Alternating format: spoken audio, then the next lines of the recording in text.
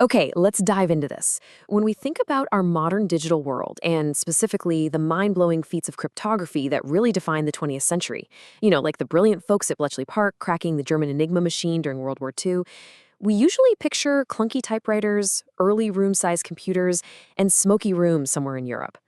But what if I told you there is a direct, undeniable link between those modern WW2 codebreakers and a brilliant Arab scholar living in 9th century Baghdad? Because the incredible thing here is that the absolutely crucial foundation for breaking unbreakable codes wasn't actually invented in the 1900s. No, it was laid exactly 1,100 years earlier by one extraordinary, unparalleled mind. Welcome to this explainer. Today we're focusing on a man named Yaqub ibn Ishaq al-Kindi. Historically celebrated as the philosopher of the Arabs, al-Kindi wasn't just a philosopher. The guy was a true polymath. His relentless, uncompromising pursuit of the truth shaped the very foundations of the scientific method, optics, medicine, and yes, the security of the digital age we live in today. Exploring his story completely changes how we view the history of science. Section 1. The Bridge of Knowledge, the House of Wisdom. So, our story begins in the 9th century, right in the vibrant heart of Baghdad. Here we find the House of Wisdom. It was this legendary academy and intellectual powerhouse under the Abbasid caliphs. Because the Abbasid Empire had such a booming, lavish economy, its citizens were able to passionately pursue reading and research. Al-Kindi was appointed here as a scholar and a calligrapher, and he found himself totally immersed in a massive movement to translate the great works of the Greeks and Persians into Arabic. Historically speaking, Al-Kindi sits right in the middle of this massive intellectual timeline. He acts as a crucial bridge. Before him, you have the ancient Greek thinkers, like Socrates and Aristotle. But Al-Kindi didn't just blindly copy their homework. He refined it, he corrected it, and preserved it, ensuring that centuries later, the European Renaissance could actually take place. What's amazing is that he built the very first Arab philosophical system. He deeply valued the spiritual world, writing that our journey here is really just a transitory step toward the eternal, but he used philosophy, which he defined as the establishment of what is true and right, to brilliantly reconcile his Islamic faith with strict mathematical logic and reason. He basically proved that religion and rigorous scientific inquiry weren't enemies at all. They were partners in understanding the universe. Section 2. Pioneering the scientific method beyond Greek theory. Now, there is a very common myth that the scientific method, specifically actual laboratory experimentation, only began with 13th century European scholars, or even later during the Renaissance. But the historical record tells a completely different story. See, the traditional Greek theoretical approach relied really heavily on ideas without requiring any physical evidence. Greek scholars like Anthemius and Euclid often presented concepts that were strictly theoretical. Anthemius, for example, claimed you could set ships on fire using burning mirrors from a specific distance, without ever actually proving those distances in reality. Well, Al-Kindi aggressively rejected this. He demanded physical proof, direct observation, and actual laboratory testing. He flat out refused to just take the ancients at their word. He put literally everything to the test. To prove how temperature changes turn air into water, condensation, he constructed a special glass bottle, packed it with snow, and carefully weighed it before and after moisture collected on the outside. I mean, it reads exactly like a modern lab experiment.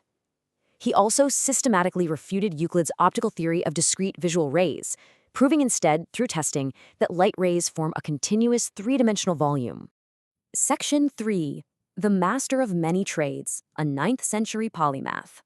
The sheer scope of his work is, it's honestly awe-inspiring. Al-Kindi wasn't just dabbling here and there. He authored around 270 publications across an incredibly vast array of complex fields. He was an absolute omnivorous learner. He wrote on everything from spherical geometry to the laws of falling bodies. He applied complex mathematics to medicine, establishing systems to calculate the exact, precise dosages of drugs. He even wrote a whole treatise explaining that the sky is blue because the darkness of space mixes with the light of the sun hitting dust and vapor. Oh, and he also studied the metallurgy of swords, the mathematical harmonies of music, and even cookery. It's just wild.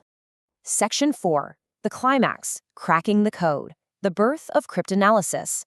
Out of all these incredible achievements, though, his most modern relevant invention was in the realm of secrets. For centuries, unbreakable codes were thought to be these divine, almost magical mysteries. Al-Kindi is the man who proved they were just math. To understand how monumental this was, we really have to look at how secrets used to be kept. First came steganography, which is literally just hiding a message. For example, back in the 5th century BCE, a Greek exile named Demaratus warned Sparta of a Persian invasion by scraping the wax off a tablet, writing his message on the wood beneath, and then rewaxing it. It worked, sure, but it had a fatal weakness. If the enemy guard just decides to look under the wax, boom, your secret is completely blown. The solution to that weakness was cryptography, scrambling the message itself. By using substitution ciphers, where one letter is swapped for another letter or maybe a symbol, cryptographers could generate unimaginable complexities. To put that into perspective, just a simple alphabet substitution cipher has over 400 septillion combinations. That is a 4 with 26 zeros after it.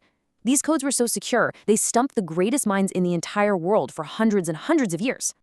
That is, until Al-Kindi came along.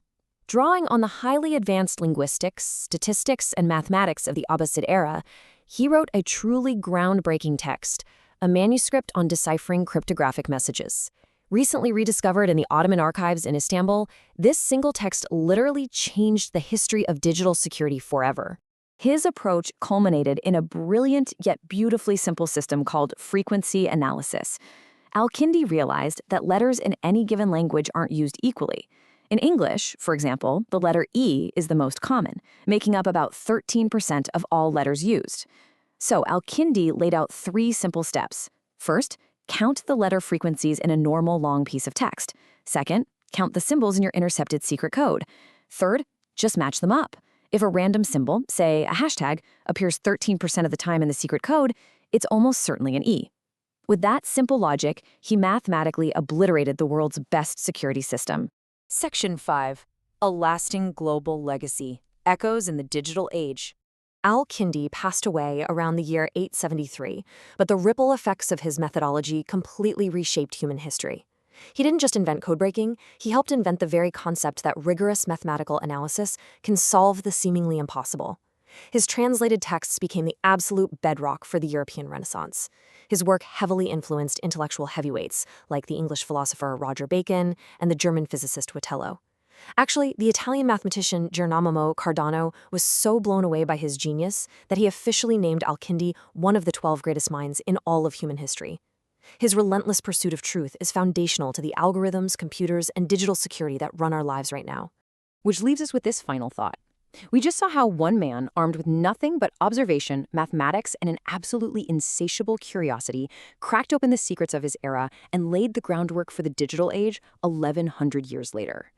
It really makes you wonder, what unbreakable codes, whether in science, in technology, or in the universe itself, are sitting out there right now just waiting for the next polymath to crack them?